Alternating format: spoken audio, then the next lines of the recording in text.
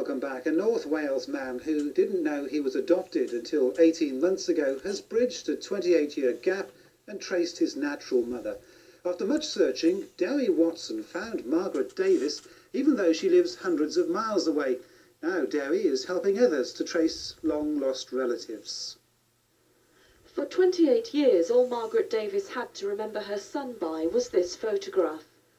Forced to give him up for adoption when he was just 6 weeks old, Margaret, who at the time was a 19-year-old single mum, remembers her feelings of guilt and shame like it was yesterday. Oh, it was horrendous. I mean, it really was horrendous. It's indescribable, really. The pain, the pain was terrible. And this is Dewi today. He discovered he was adopted quite by coincidence after a chance conversation in a pub in Cardiff. From that moment on, and with the support of his adoptive parents, he searched for his natural mother, and eventually he found her 200 miles away from his Llanrwst home in Wiltshire. They recently met in an emotional North Wales reunion. I felt that I'd found myself. After having the time to think that I've decided to trace my parents, and actually meeting her with a sort of an identity crisis, actually after meeting her, was as if a relief of finding yourself.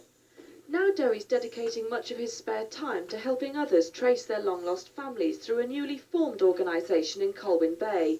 After Adoption Wales already helps thousands of people in South and Mid Wales, the North Wales branch will support many more. Dewi's story is all a bit of a fairy story, really, isn't it, with a very happy ending. And I think it's wonderful to hear a story like that. And with the help of After Adoption Wales, it's hoped many more people searching for the missing links in their lives will find what they're looking for. Louise Elliott, Wales Tonight, Colwyn Bay. Fred Elliott, Britain's best-known butcher, has been dispensing pearls of wisdom to young fans in North Wales this afternoon. Coronation Street star John Savident took centre stage at Ysgol Emrys ap Iwan in Abergele and gave a fascinating insight into life in one of our favourite soap operas. He may be overbearing and full of bluster, but Fred Elliott has a soft heart and a touching concern for his love-struck nephew, Ashley. Has she made your dinner? No. Oh, well, she's not done much then, has she? I said she's not done a lot. She's been looking after baby. Little mites in it got half the day. I could look after it myself. Weatherfield's master butcher, alias actor John Savident, was giving a masterclass, holding court with a group of local school children in Abergele. And I warn you, I'm not going to answer any dumb or any boring questions. Soap superstardom has led to stacks of adoring fan mail. He's now considered something of a sex symbol by ladies of a certain age. Well, I mean, I've always had fan letters over the years about this, but of course, well, I mean, this is familiarity. It's nothing with being good, bad, or indifferent. I mean, you can stick anything on television regularly and somebody will fancy it. Even you? Even me. Do you get any saucy letters at all? Yes, I get some very strange letters. On screen, things have been going less swimmingly, having been ditched by his wife of just 10 days. I think when he decided that he needed comfort in his old age, he tried more, and I don't think he's going to fall for that trap again. I don't think he's going to do that, and I certainly wouldn't want Maureen back again. But you don't know. Is he still searching for love, though? Who isn't? After being mobbed by marauding autograph hunters, our Fred was confronted by a scene-stealing young fan. Can't tell you what a great pleasure it is to have actually met Fred Elliott. He's one of the most best actors, I say best actors, I've ever seen. Who's your friend? KDO Hughes, Wales Tonight, Abergele. Yes, I particularly like that. And from Fred, the family butcher, to Giles, the family sports presenter. He begins tonight with news of the build-up to the annual England-Wales rugby match.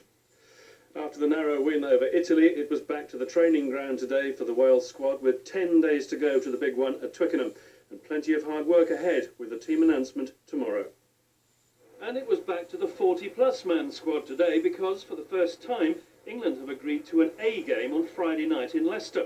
Speculation about changes to the main team, as always, Oh, well, Thomas perhaps not under so much pressure due to the non-appearance of Neil Jenkins today for unexplained personal reasons.